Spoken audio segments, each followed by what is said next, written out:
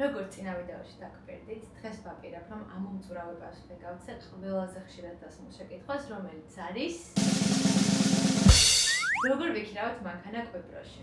როგორ, სად, რაღის, მოკლედ, ყველანაირ კითხვაზე გაგცემთ პასუხი ამ ვიდეოში. ოღონდ გავყავ ორ ნაწილად, იმიტომ რომ საკმაოდ დიდი თემა არის და ვიდეოს მეორე ნაწილში გაგიზიარებთ ჩემს რეკომენდაციას. ნებისმიერ კუნძულზე მოგზაურობისას ძალიან მაგარი არის მანქანის ქირაობა, რამდენიმე მიზეზის და გამო.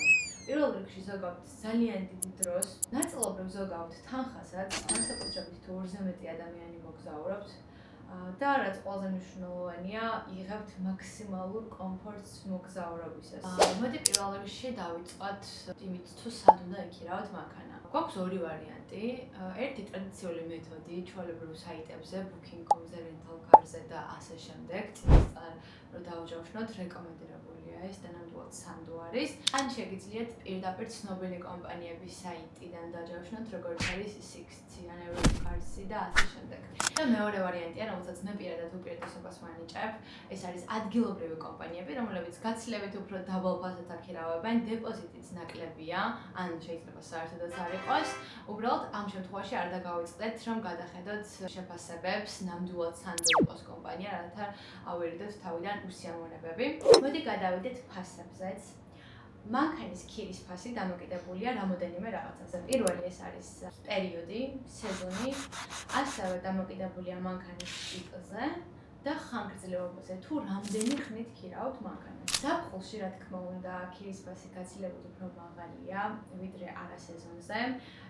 ფასები იწყება დაახლოებით 30-15 ევროდან 80-100 ევროს ჩათვლით. შეიძლება უფრო მაღალ ფასებს ავიდეთ, თუ რაიმე სუპერ ქარის დაქირავებას მოვინდომებთ. და ასევე გასათვალისწინებელი არის ის ფაქტიც, რომ თუ ერთი დღით ან ორი დღით ვქირავთ, დღეური საფასური გაცილებით უფრო მაღალია, ვიდრე ხანგრძლივი პერიოდით რომ ვქირავთ. მოდი ვისაუბროთ საწვავზეც. ვფიქრობ, რომ არანაკლებ საყურადღებოა ესეც. როდესაც მანქანას ვიბარებთ, სავსე ავზით ვიბარებთ და უნდა დავაბრუნოთ ასევე სავსე ავზით.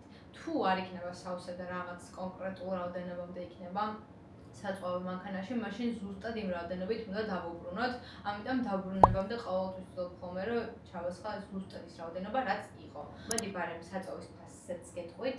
დაახლოებით რო გითხრათ ევრო და 30 ცენტიდან ევრო და 60 ცენტამდე ვიყავთ. გააჩნია საწავის ტიპს, რა თქმა უნდა. ძირითადი საწავის ტიპები არის სამი ტიპი: 95, 98 და დიზელი. მაინც გქონდეთ ეს ინფორმაცია, იმიტომ რომ მე რო პირველად ვიქირავე მანქანა, არ ვიცოდი რომელი საწავი უნდა ჩავესხა, იმიტომ რომ არ მითხრეს და ესეც აუცილებლად გააკეთეთ.